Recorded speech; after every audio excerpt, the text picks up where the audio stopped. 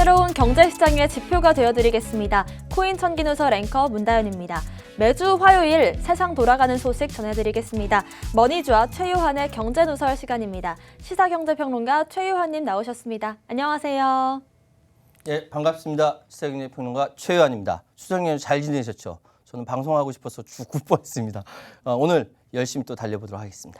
네, 지난 방송에서 구글 갑질 규제에 대한 얘기를 해주셨는데요. 이후에 또 어떻게 진행되고 있는지가 궁금합니다. 또 새롭게 업데이트된 소식들이 있을까요? 지난번 제가 방송할 때 국뽕이 가득 차올라서 여러 가지 좋은 얘기를 말씀드렸는데 꼭 그런 건 아니지만 우리나라가 전 세계에서 굉장히 선도적으로 이런 플랫폼 독점에 대해서 규제하는 법안을 발의한 거고 진행을 한 겁니다. 그래서 꼭 그런 건 아니겠지만 이제 미국이라든지 유럽이라든지 이런 데서 계속 한국이 했으니까 우리도 하자라는 분위기로 반독점 법안들을 계속 내놓으면서 플랫폼에 대해서 규제를 하고 있다는 거예요. 그러니까 힘이 너무너무 국제적인 기업이고 다국적 기업이기 때문에 여기에 대해서 국가 권력이 제어하지 못하면 잡아먹히거든요. 이거를 이제 어느 나라가 먼저 고양이 목에 방울을 달 거냐? 예, 대한민국이 먼저 단 거예요. 그러니까 다른 나라들도 다 따라서 방울 달라고 하는 거예요. 지금 그렇게 진행되고 있고요. 보니까 미국에서도 지금 플랫폼 독점 종시법이라든지 유럽에서도 계속적으로 이 글로벌 기업들에 대해서 소송 진행하면서 규제하려고 하고 있죠. 어쨌든 대한민국 짱입니다. 근데 또 최근에는 국내 대형 플랫폼들도 구글과 같이 갑질을 하고 있다 이렇게 얘기가 나오면서 제재의 필요성이 높아지고 있는 것 같은데요. 이런 상황들은 좀 어떻게 보시나요? 온라인 근간의 이 플랫폼 사업자들에 대한 규제 강화 당연히 높아지고 있죠.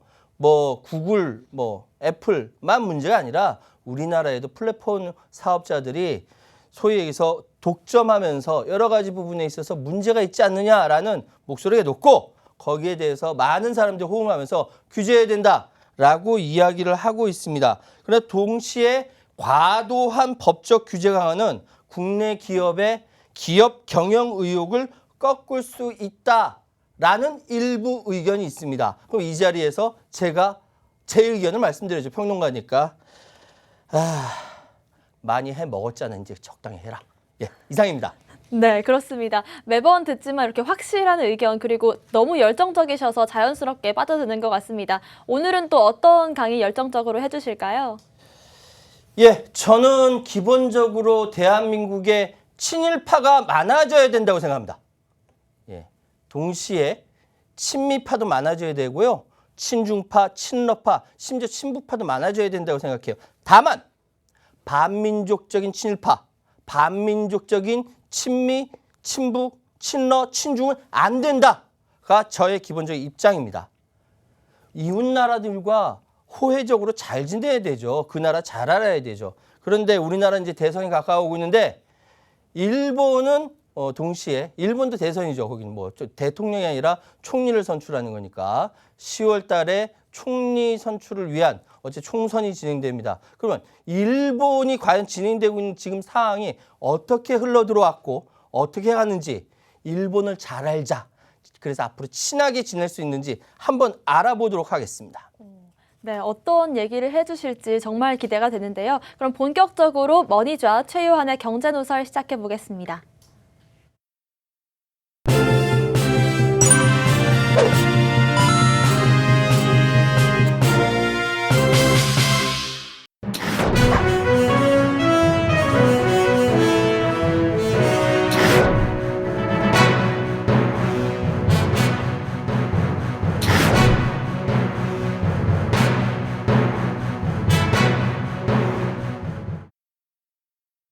네, 매주 핫한 키워드만으로 시장 읽어주시는 우리 최유한 평론가님, 이번 주는 어떤 키워드 가져오셨을까요? 오늘은 일본 정치입니다. 예, 한국 정치가 지금 마구마구 대통령 선거 앞두고 시끄러운데 우리 앞에 있는 일본에서도 정치 때문에 시끄러워요. 거기는 총리를 뽑는다고 하니까. 그런데 일본과 우리나라는 이렇게 신이 딱 떠가지고 다른 데로 나눠주지 않는 한 계속 붙어서 서로 간에 교육하면서 서로 간에 배울 건 배우고 줄 건 주고 받을 건 받아야 됩니다. 근데 정치가 전체적으로 망치고 있거든. 왜 망치고 있는지, 일본 정치는 과연 어떻게 구조화되어서 지금까지 흘러왔는지에 대해서, 특히 제가 저번에도 말씀드렸지만 그 평화헌법 구조, 일본의 전 세계에서 가장 아름답다고 하는 평화헌법 구조가 어떻게 될 것인지에 대해서 알아보도록 하겠습니다. 예, 일단은 제가 여러 가지 준비를 많이 했지만, 자, 진행하겠습니다. 제 제목이요. 자민당의 일당 우위 체제, 일본 정치와 선거입니다. 자유민주당, 자유당과 민주당이 합쳐서 자민당이 돼서 자유민주당의 일당 우위 체제. 일본은 일당이에요. 여러분 잘 생각해 보시면은 일본 하면은 일본 야당 얘기 나오는 거 잘 못 들으셨을 거예요. 보통 자민당 얘기 나오거든. 왜? 일당 우위 체제. 엄청 힘이 세요, 일본 자민당은. 그런데 일본 야당은 엄청 힘이 약해요. 왜 그러냐? 분열되어 있어서 그렇죠. 서로 합하지 못해서 그렇죠. 예. 보수는 좀 그런 것 같아. 힘을 잘 합치는 것 같아. 자, 스가 총리가 당 총재 선거 입후보를 포기합니다. 아베의 후임을 맡았던 스가 요시히데가 1년 만에 총리를 그만둡니다. 예. 그 사이에 무슨 일이 있었는지 여러분께서 다 아시죠? 올림픽 개판 쳤죠. 코로나는 난리가 났죠. 뭐 이유 말씀드릴게요. 스가 내각 지지율 추이를 봅시다. 사실 맨 처음 작년 9월에 맨 처음 스가를 지지한다라는 것이 60%가 넘었어요. 70% 가까이 됐어요. 굉장히 인기가 좋았어요. 모든 지도자가 맨 처음 시작할 때 인기가 좋을 수밖에 없죠. 그런데 스가는 아베 후임으로 들어왔음에도 불구하고 생각보다 괜찮네라는 생각을 했어요. 나중에 또 말씀드릴 기회가 있을런지 모르겠지만 이 스가라는 사람은요. 세습이 엄청난 일본 정치에서도 세습 안 하고 자수성가한 정치인이거든. 그러기 힘들어요. 그래서 총리까지 간다는 거 쉽지 않습니다. 그런데 스가는 그런 입지전적인 인물로서 관방장관하고 총리를 하게 되니까 사람들이 대단한데 잘해봐 박수 친 거예요. 그런데 점점 가면서 떨어지다가 올해 들어와서 쭉 떨어지면서 지지율 28% 아마 더 떨어졌을 거예요. 그러다가 나중에 다시 올라가는 계기도 있긴 있습니다. 그거 말씀드릴게요. 이러다 보니까 10월 달에 있을 총선에서 이 스가를 대표로 해서 총선은 못 치르겠다라는 것이 자민당 의원들의 일반적인 의견이었어요. 스가 말 안 들어요. 그래서 물러날 수밖에 없었습니다. 일본 정치 일정 보면요. 작년에 스가를 자민당 총재로 선출합니다. 9월 달에 제99대 총리 취임합니다. 이번에 총리 취임하는 사람은 100대 총리입니다. 그리고 이번에 요 사이에 일이 많았어요. 일이 많았어. 올림픽도 있었고 코로나도 있었고 여러 가지 일이 많았어요. 제대로 대처를 하지 못한 거지. 그래서 총재를 불출마 선언을 합니다. 이번에 9월 3일 날. 자민당 총재를 불출마 선언한다는 건 다음 총리를 안 하겠다라는 거거든요. 대략. 그래서 17일 날 총재 선거 고시했고 29일 날 선거 개표 하게 되고 그리고 30일 날 총재 임기가 시간 날 완료되고 후임으로 10월 4일 날 선출하고 나서 21일 날 현 중의원 임기가 만료되면서 선거가 있을지 11월로 넘어갈지 모르겠으나 대략 이렇게 진행된다. 일본은 이렇게 정치 일정이 있다라고만 아시면 됩니다. 스가가 실각한 거 권력을 내놓기 쉽지 않거든요. 일본도. 스가는 우리나라로 치면은 대통령입니다. 일본 총리는 우리나라의 대통령의 권한 플러스 알파의 권한을 가질 정도로 굉장히 강한 권력자입니다. 권력자. 그런 권력자가 1년 만에 더 이상 할 수가 없구나 하고 내놓은 겁니다. 이유 첫 번째, 코로나19 책임론. 일본 국민들은 올림픽 개최 이후로 나아지지 않는 코로나19에 대해서 신규 확진자에 대한 책임을 스가한테 물은 겁니다. 방법이 없어요. 일본 의료업에 막 붕괴된다고 하니까. 그 모순된 메시지. 두 번째. 올림픽과 코로나는 상관없다. 말이 돼요? 근데 그렇게 얘기했거든. 정부 메시지에 폭주하는 신규 확진자의 현실 괴리, 국민들이 열받는 거지. 내 다시는 자민당 찐나보다 찐나봐라 라고 이야기합니다. 그러니까 쫄은 거지. 예, 의원들이 쫄았어요. 세 번째, 올림픽만 열리면 엄청날 거야 라고 얘기했는데 올림픽 열리고 나니까 폭망했죠. 예, 올림픽 효과가 없었어요.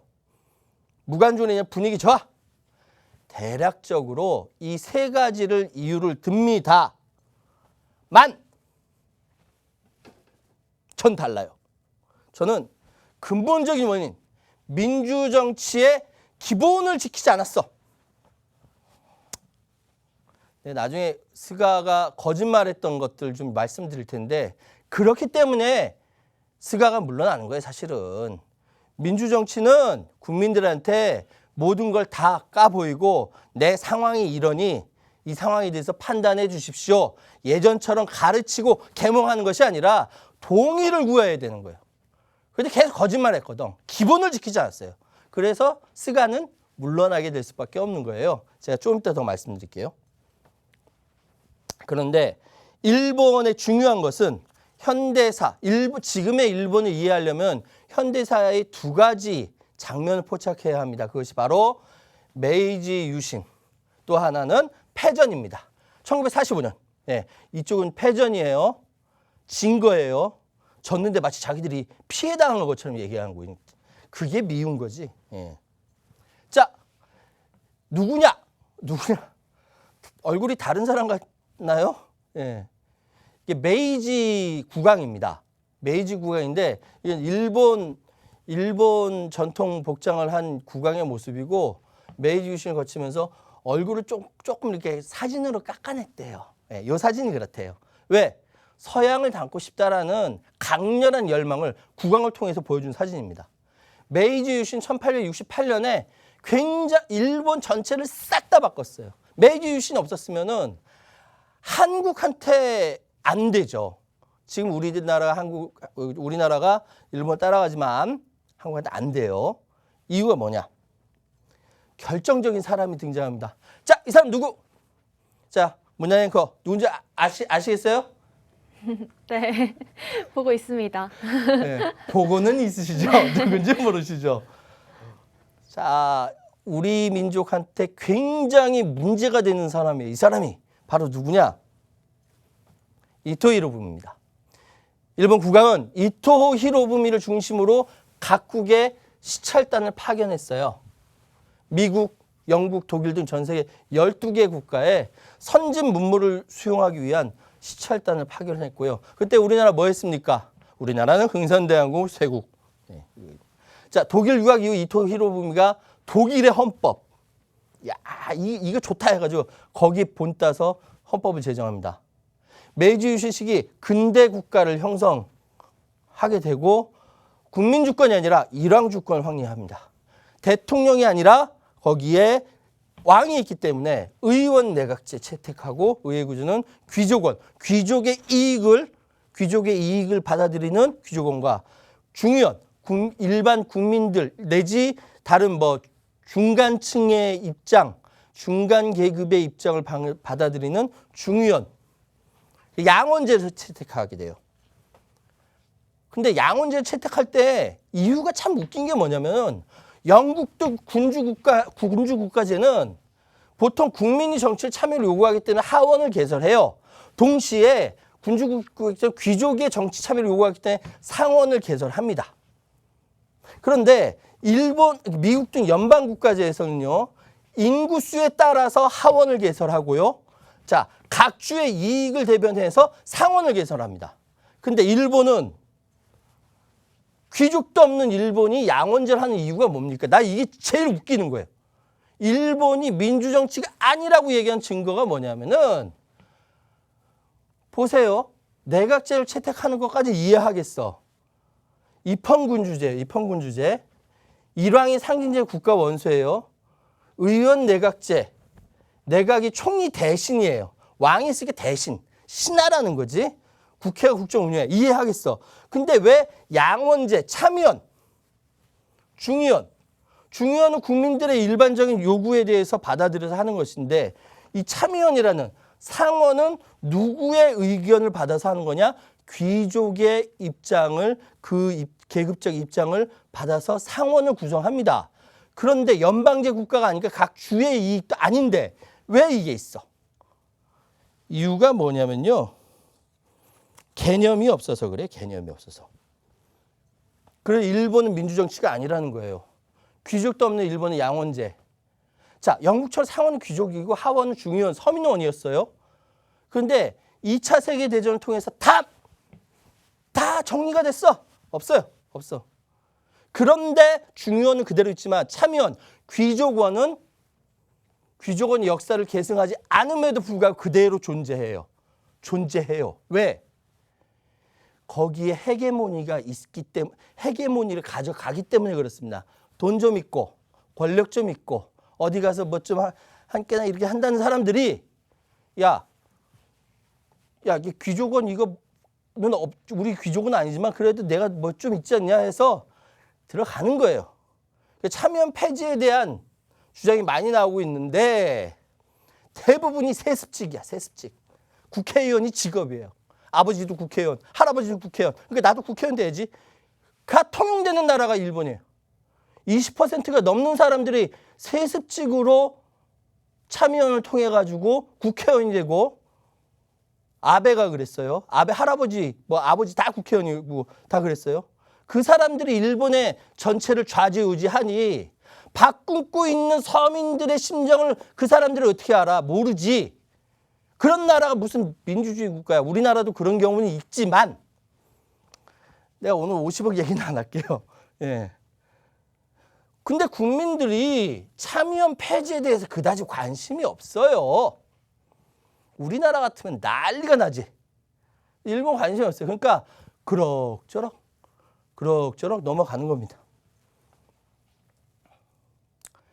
중의원과 참여연, 이거 핵심은 뭐냐면은 중의원과 참여연은 각각 역할이 있다. 똑같이 한다. 뭐 법안이라든지 다 똑같이 한다. 그런데 양원이 다를 경우에는 양쪽의 의견이 다를 때는 합동협의회를 개최해서 결정하되 합동협의회 통해서도 결정이 안 나면은 중의원, 일반 시민들이 뽑은 중의원의 결정이 우선된다. 일반 시민들의 입장을 대변하는 그렇게 된다. 중요한 거는 학교 교과서에서 많이 배우셨을 거예요. 비교해서 중의원 4년, 6년 그 의원 수도 이렇게 되고 내각에 대한 불신임이 이 중의원한테는 있는데 참여는 해산이 불가능해 또. 참 미치겠네. 자, 그리고 국회 해산은 중의원은 가능하지만 이게 또한 불가능해요. 이 기본적인 거는요. 그냥 교과서 보시면 되고 중요한 건 지금부터입니다. 나 하고 싶은 말이 너무 많아. 일본 헌법은 전쟁 포기, 전력 불보유, 교정권 부인을 합니다. 일본은 전쟁하면 안 돼요. 근데 현재 일본 이게 아베 신조인데 이 사람은요. 지금 뒤에 물러나가지고 조정하고 있어요. 지금. 아직도 파워가 짱짱한 사람이야. 자, 우리나라 대통령의 권한 플러스 알파라니까요. 진짜로. 국무대신 행정학부 지휘 의안 있고 자위대는 자위군이 아님에도 불구하고 전 세계 군대처럼 파견하죠. 전체 감독해요. 엄청난 권한을 갖고 있어요. 일본 총리는. 역대 총리들 보면 되게 잘 나가는 사람들 많아요. 근데 이 사람들이 대체적으로 나카소네 야스히로도 그렇고 고이즈미 주니치도 그렇고 조금 우리나라랑 뭐 이렇게 좀 마찰 좀 있지만 그래도 한국이랑 좀 이렇게 잘 좀 지내보자 라는 입장을 갖고 있는 사람인데 이후에 있는 총리들이 한국을 개무시하고 있는 거예요. 과거의 속국이라고. 교육도 제대로 못 받은 거지. 자민당 중심 정치 체제가 일본의 핵심입니다. 평화헌법은요, 일본의 평화헌법은요, 세계에서 가장 아름다운 헌법이에요. 그래서 1900 이후에 1955년 10월에 좌우로 분열되어 있던 사회당이 일본 사회당 전체 통합하면서 탄생하고 여기에 자극받은 일본의 자유당과 민주당이 합쳐서 자유민주당을 결성합니다. 이것이 55년 체제로 지금 쭉 이어져 내려옵니다. 그런데 자민당이 자민당에 대해서 사회당 쪽에서 아무리 밀어붙여도 거기에 반밖에 안 되는 거예요. 그러니까 1과 2분의 1 정당제라고 이야기하죠. 55년 체제 결과 딱 두 가지 부분이 있는데 하여튼 쭉 내려오면서 지금까지 제1당의 자리를 놓친 적이 단 한 번도 없었습니다. 2009년에 정권 교체됐죠. 이때 바뀌었어요. 그리고 93년에 정권 교체가 됐어요. 어떻게 교체됐냐? 첫 번째 호소카와 모리히로 총리가 등장하면서 자민당이 여기서 과반 실패하고 나머지가 합쳐져서 정권을 교체합니다. 이때도 1당이었어요. 자민당은. 두 번째 하토야마 유키오, 되게 훌륭하신 분이에요. 이분. 독자적으로 정권 교체를 합니다. 와, 이때 일본이 변했구나. 우와, 드디어 일본도 정권 교체하는구나. 라고 이제 단 3년 만에 다 폭망해서 말아먹었지. 근데 무튼 2011년에 원전 터지고 악재가 많았지만 대처를 제대로 못했죠. 어쨌든 상당한 정치개혁에 대해서 성과를 거둡니다. 근데 왜 장기 집권을 하게 됐을까? 이익 유도의 정치. 그러니까 경제 성장을 통해서 이익이 있는데 이거를 국민들한테 많이 될 수 있으면 많이 떼줬다는 거지. 만족하게 했다라는 거죠. 특히 토목공사 많이 나갔다는 거지. 두 번째, 왜 자민당 장기 집권을 하게 됐을까? 이게 웃기는 거예요. 이건 제 표현입니다. 강한 야당의 존재 또는 약한 야당의 존재. 이게 뭐냐? 1과 2분의 1 정당제가 뭐냐? 자민당은 항상 3분의 2를 가져가요. 의석수에. 그 나머지는 누가 가져가냐? 늘 3분의 1. 3분의 1은 늘 사회당 또는 공산당 연합 가져가요. 그래서 힘의 균형은 되는데 제가 왜 강한 약한으로 했냐면은 자민당 집권에 위협이 되지 않을 정도로만 강한, 그런데 결코 집권할 만한 역량을 보유하지 못한 야당이 존재하기 때문에 그래요. 과거 우리 유신 정권 때도 그랬답니다. 예, 그랬어요. 파벌의 존재.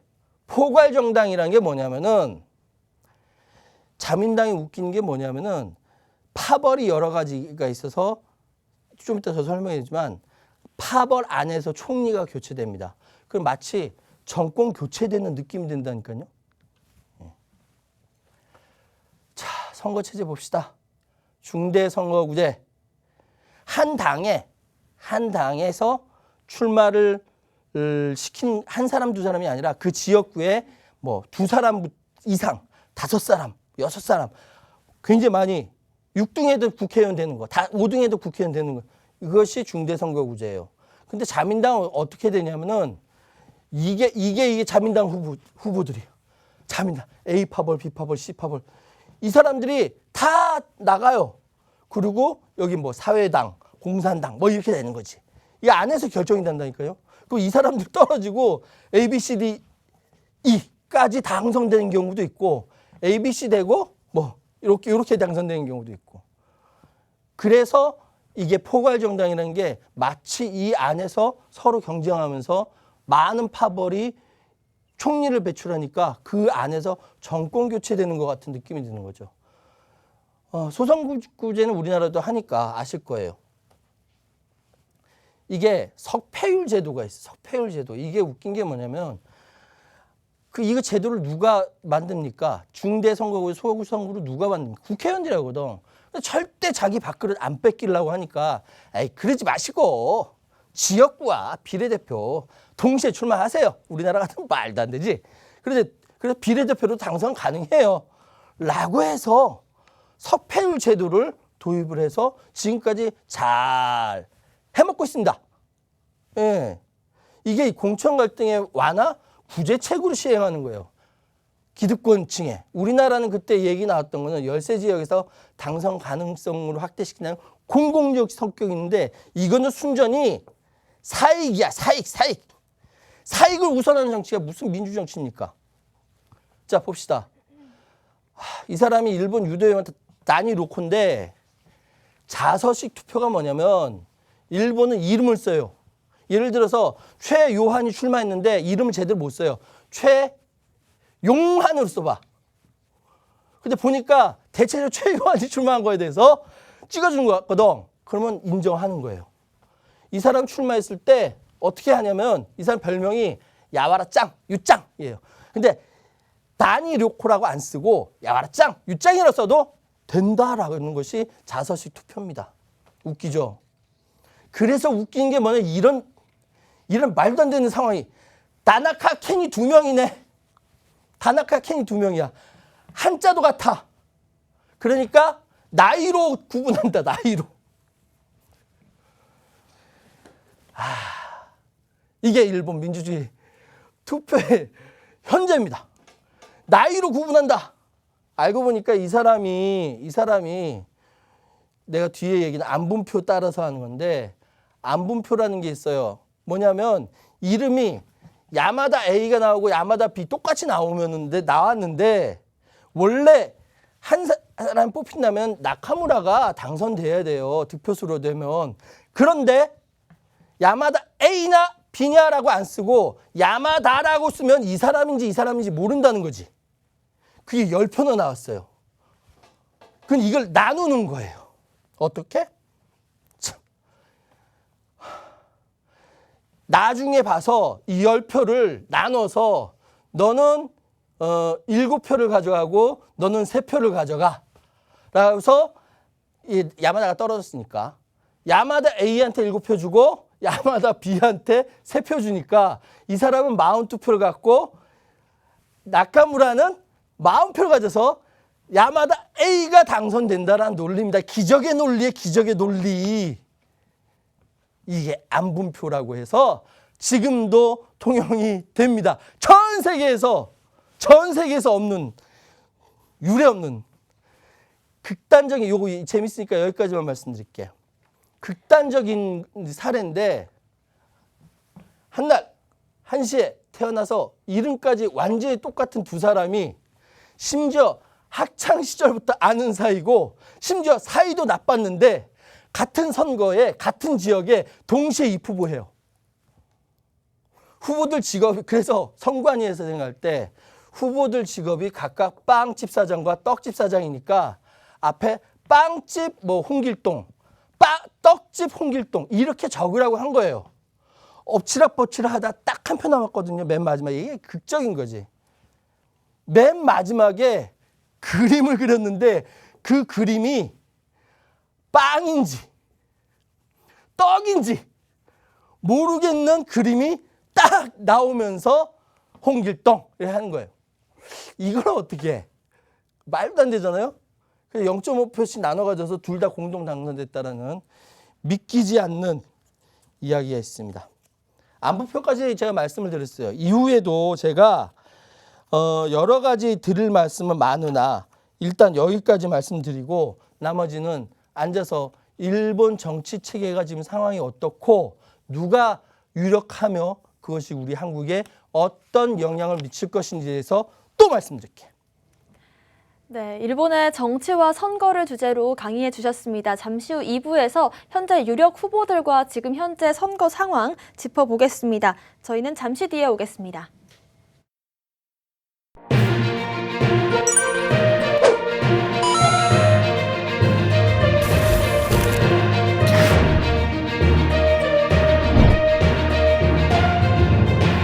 우리 코린일이 성공 투자를 위한 기초적인 지식을 정보 제공하도록 하겠습니다.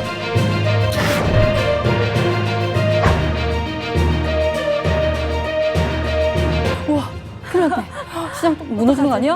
우와, 큰일 났네. 오르는 거 아니야? 너무 일희일비하지 않으셨으면 하는 게요. 네. 그래도 비트코인이 보면 지금 현재 시가총액으로 따지자면 삼성전자도 훨씬 더 큰 그런 자산입니다.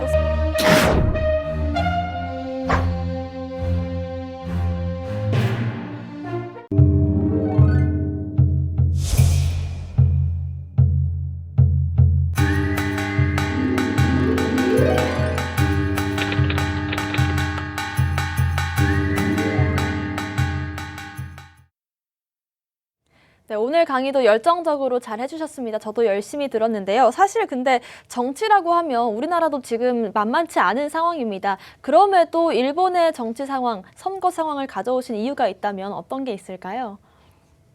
일본의 총리가 누가 당선이 되는지가 한국과 일본의 모든 정치부터 시작해서 경제, 사회, 문화 전반적으로 다 영향을 미치기 때문에 일본의 주인이 누구냐, 일본이 누가 당선이 되느냐에 따라서 굉장히 우리한테 유리하냐, 불리하냐, 아니면 위험하냐, 그나마 좀 낫느냐라고 평가할 수가 있습니다. 그래서 이번에 일본에 누가 당선되는지 제가 찾아본 거죠. 네, 그렇습니다. 일본만의 문제가 아니다 이런 생각이 드는데 일본 일단 자민당 총재의 임기 만료가 내일 모레입니다. 30일인데 스가 총리가 스스로 포기를 했습니다. 그만큼 이제 또 그렇기 때문에 새롭게 자민당에서 총재 선거를 해야 되는 건데 그렇다면 왜 연임을 포기한 건지가 궁금하거든요. 제가 아까 잠깐 말씀드렸습니다만 일본의 스가 총리가 저렇게 권력을 놓는 것도 용기예요.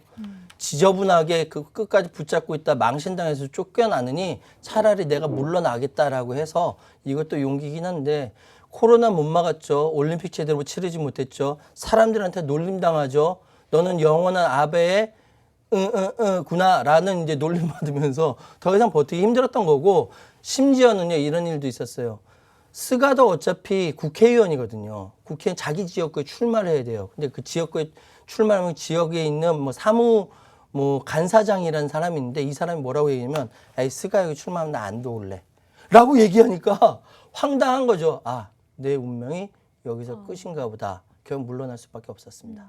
그렇습니다. 그러면 스가 요시히데 총리가 스스로 물러날 정도의 상황이라면 자민당 내부에서도 좀 잡음이 있었던 상황일 것 같아요. 어떤가요? 스가는 무파벌 정치인입니다. 네. 사실은 원래 일본의 총리가 된다는 것은 파벌이 있고 파벌을 통해서 성장하고 거기를 통해서 지지받아서 총리가 되는 것이 정상인데 아베의 후임자로서 파벌이 없었어요. 지지해 준 데도 없었어요. 이렇게 어려운 상황에 총리가 빠지면 파벌에서 밀어주고 도와주고 이렇게 해야 되는데 파벌이 없다 보니까 뒷받침해 줄 데가 없는 것이죠. 그래 결국은 그 무파벌의 한계를 넘지 못하고 물러나게 되는데 물론 스가도 한 번 더 하고 싶었죠. 그래서 9월 초까지만 해도 강력하게 연임 의지를 보였습니다만 아까 말씀드린 지역구에서 간사장조차 돕지 않겠다라고 하니 얼마나 황당하고 창피하고 더 이상 권력을 끌고 갈 여력이 없었던 것이고요. 그 파벌이 없다라는 큰 약점이 독이 돼서 돌아온 겁니다. 네, 평론가님이 아니셨다면 몰랐을 좀 복잡한 상황이 있는 것 같습니다. 그렇다면 이제 스가 총리 불출마 선언에 대해서 자민당 내부나 여론은 좀 어떤 상황인가요? 차기 총리가 누가 되느냐에 따라서 이 그 개인의 파벌의 이해관계가 첨예하게 달라지기 때문에 지금 사실 언론이라든지 겉에 이렇게 드러나진 않지만 물 밑에서는 아마 백조 있죠, 백조. 네. 다니는데 막 물밑에서 발키질 하듯이 엄청나게 많이 지금 움직임이 있습니다. 실제로 그러하고요. 합종 연행이 이루어지고 있고 그리고 이제 이 스가 총리한테는 조금 미안한데 새 총리가 이렇게 등장하면은 좀 변화가 있지 않을까 해서 불출마 선언 이후 자민당의 지지율도 오르고요. 심지어는 일본의 주가도 오르고 있는 스가 총리한테는 미안하지만 이런 일이 벌어지고 있다라고 말씀드릴게요. 네, 그런 상황입니다. 사실 우리 입장에서는 당장 일본 정권의 향방이 굉장히 중요한 게 헌법 개정 문제가 달려있기 때문이 아닌가 싶은데 그러면 지금 이 일본 평화헌법을 자민당이 개헌을 한다면 한반도 평화와 안정이 좀 위협을 받을 수도 있다 이런 목소리가 나오고 있거든요. 실제로 일본의 개헌 관련된 상황은 어떤가요? 위험합니다. 이미 자민당은 지난 6월 11일 국민투표 개정안을 참의원 본회의에서 다수 찬성으로 가결을 했고요. 국민투표 개정안이 그건 3년 만에 통과가 된 겁니다. 근데 앞으로 선거에서 지금 평화헌법을 고치자 자위대를 자위군으로 바꿔서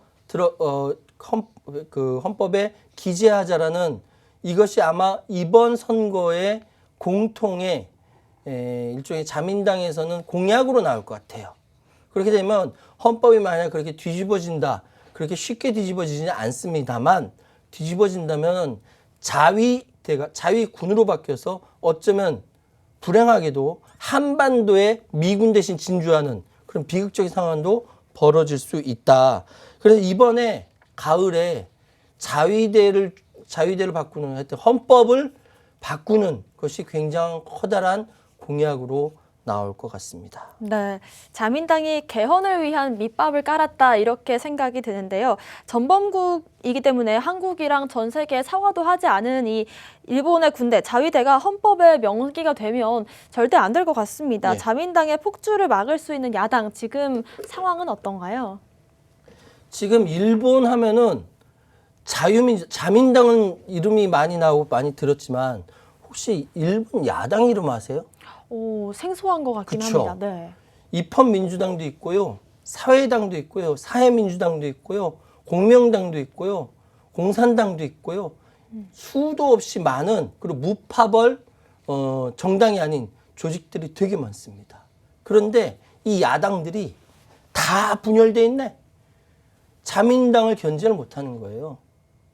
이번에 선거 때 워낙 지금 심각한 일본으로서는 국가적 위기에 처해 있기 때문에 일본 야당이 서로 묶여서 공동으로 대응하면서 이 자민당에 대해서 정권 교체하자라는 바람이 있고, 또 일부 언론에서는 이번에는 자민당이 정권을 내줄 거다라는 의견도 있어요. 어떻게 될지 모르나 중요한 것은 일본 야당이 야당으로서 제대로 역할을 하지 못하면 일본 망한다라고 말씀드리겠습니다. 네, 저도 예전부터 이 일본 제도 중에서 그 여자가 결혼하면 남편의 성을 따라가잖아요. 사실 미국도 그렇긴 하지만 미국은 선택을 할 수 있는데 일본은 지금 어떤가요? 예를 들어서 그렇습니다. 네. 제가 최 씨고요. 제 처는 이 씨인데 이 씨인 여자가 우리 집에 저랑 결혼하면서 최 씨로 바뀌는 거예요. 네. 일본은 그래요, 지금. 그게 더군다나 가족이라는 걸 증명하기 위한 강제상황이라는 겁니다. 예. 네. 문시가 안 될 수 있다니까. 제 성이 바뀌는 예. 상황인 거죠. 그냥 21세기에 맞지 않는다. 뭐 서양은 그렇다 치는데, 그래서 지금 이 부분이 아마 이번 선거에 개헌 문제만큼이나 중요한 공약 사항이 될 것 같습니다. 네, 그리고 또 묘하게 좀 우리나라 일정과 맞물려 있는 상황인 것 같기도 합니다. 가을 총선을 위한 일정을 한번 짚어주신다면요. 간략하게 말씀드리면 지금 내일 모레 자민당 총재 바뀌고요. 그 사람이 10월 초 4일 날 총리로 취임을 하고 그다음 이게 선거 관련돼서 공고하면서 바로 진행하는데, 그것이 10월 내에 끝날런지 11월 달까지 가서 11월 초에 될런지 모르겠습니다. 하여튼 조만간에 총선이 치러진다. 여기까지 이해하시면 돼요. 네, 그럼 이제 제일 궁금한 사항은 그렇다면 이제 자민당 총재가 새로 누가 될 것인가 하는 건데, 지금 유력한 후보들이 몇 있습니다. 한 명씩 좀 소개를 해주시죠. 지금 사실 나온 사람은 4명인데 네. 4명 중에 유력한 사람은 3사람이고요. 맨 마지막에 거론할까 말까 한 사람은 이름 알리려고 나온 사람이니까. 자, 며칠 전까지만 해도 지금 나오려고 하다가 들어간 사람도 있고요. 그래서 지금 유력한 사람은 기시다 후미오 전 자민당 정무조사회장입니다. 이 사람이 유명한 거는 2015년에 박근혜 정부 때 한일 위안부 합의를 이끌어냈던 사람이에요. 외교적으로는 되게 유능하다는 평가를 받고 있는데, 그때 우리나라의 외교장관 윤병세 장관이었고요. 기시다 외무상이었죠. 이 사람이 이번에 총리하겠다라고 나온 겁니다. 1년 전 스가 총리가 될 때도 이 사람이 나와서 2등 했었거든요. 이 사람 유력합니다. 또 다른 유력한 사람은 고노다로 행정개혁 담당상. 이 사람 아버지가 누구냐면 고노다마의 주인공 고노 요헤이 관방장관이었어요. 이 사람이 고노다마가 뭐냐면은 그때 일본군 위안부 문제라든지 강제성이라든지 이런 부분에 대해서 일본 정부가 공식적으로 인정한 담화를 했던 사람이 이 고노다로의 아버지 고노 요헤이예요. 그래서 일부에서는 고노 요헤이의 아들 고노다로가 되면은 또 우리나라랑 관계가 좋아지지 않을까라는 생각을 하는 사람도 있을 수는 있으나 모르는 거예요. 왜? 정치는요, 아버지하고 아들은 다를 수 있어요. 예, 그런 상황이기 때문에. 그리고 마지막으로 다카이치 간사장이 있는데, 이 사람은 그 아베의 지지를 받는 사람입니다. 어쨌든 이 세 사람이 가장 유력합니다. 네, 그리고 현재 지지율도 고노다루가 가장 좀 유력한 좀 지지율을 받고 있는 것 같습니다. 일단 기시다 전 자민당 정무조사 회장과 고노다루 행정개혁 담당상은 많이 알려지긴 했잖아요. 근데 좀 아직까지는 친근한 이미지는 아닌 것 같습니다. 어떤가요? 우리나라 사람들이 일본 정치인 보면서 친근함을 느끼면 이상한 거죠.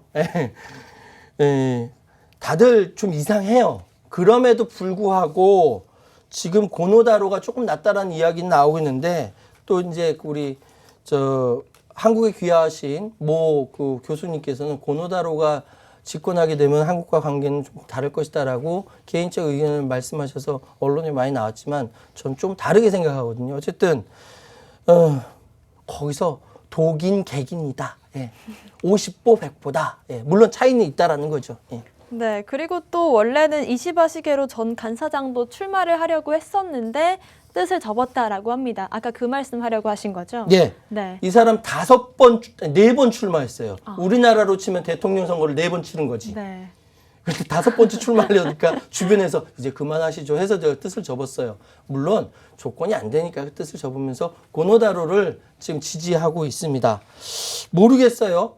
그것이 그래서 과반을 넘게 되면은 그냥 바로 되는 것인데 안 되면은 기시다한테 결선 투표까지 간다는 얘기가 있고 뒤집어진다는 얘기가 있는데 그건 모르겠고요. 가장 문제 인물은 다카이치 전 총무상이에요. 이 사람이 아베 키즈라고 불립니다. 아베가 키운 사람이고 굉장히 극우적인 성향이에요. 대놓고 막 신사참배하고 그렇다니까요. 이 사람이 되면 정말 다 한국이랑 일본에 전쟁 난다니까요. 근데 이 사람은 좀 떨어지고 있습니다. 결국은 고노다루랑 기시다랑 둘이서 둘이서 붙어서 고노가 과반을 해서 넘어가면은 고노가 그대로 되는 거고 기시다가 과반을 못하게 되면 기시다와 결선 투표까지 간다 뒤집어질 가능성이 있다고 말씀드릴게요. 네, 일단 이번 일본 총선이 참 어려운 가운데 치러지는 총선이기 때문에 관전 포인트가 있다면 어떤 게 있을지 궁금한데요. 일본은 지금 여러 가지 어려움이 있습니다만 이걸 어떻게 얘기해야 될까요? 지금 고노다루 행정개혁 장관이 지난 9월 13일 저녁에 이시바 시게루 저 간사장을 직접 찾아가서 자민당의 총계 선거에서 협력을 요청했어요. 그러니까 4번 출마해서 선거라고 한다면 굉장히 달인인 이시바 시게루가 그래 5번까지는 너무했지? 나 안 할게 라고 했나 봐요. 그런 얘기는 안 나왔어요. 그러나 그 다음 자기 파벌에서 나 그만 나간다라고 하고 고노다루를 지지한다라고 하는 거 보니까 그렇게 이해는 됩니다. 자, 문제는 뭐냐면 전격적으로 이게 합종 연행이 이루어지고 있어요.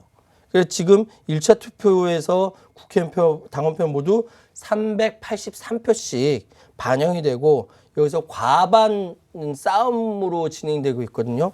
그렇다고 한다면은 지금 다카이치 사나에 전 총무상이 만약에 지금 자기가 떨어지고 결선 투표에서 기시다를 지지한다면은 고노는 안 됩니다. 이게 여러 가지 문제가 있어요. 가장 중요한 것은 일본 정치인들이 과연 일본 국민들을 위해서 정치를 정말 할 수 있느냐. 우리나라도 마찬가지지만 합종 연행에 따라서 자기 정치적 이해관계에 따라서만 움직인다면은 또다시 과거와 같이 교과서 문제, 독도 문제, 무역 보복 말도 안 되는 짓을 한다 이거죠. 이게 좀 바뀌기를 저는 좀 기대를 좀 해볼게요.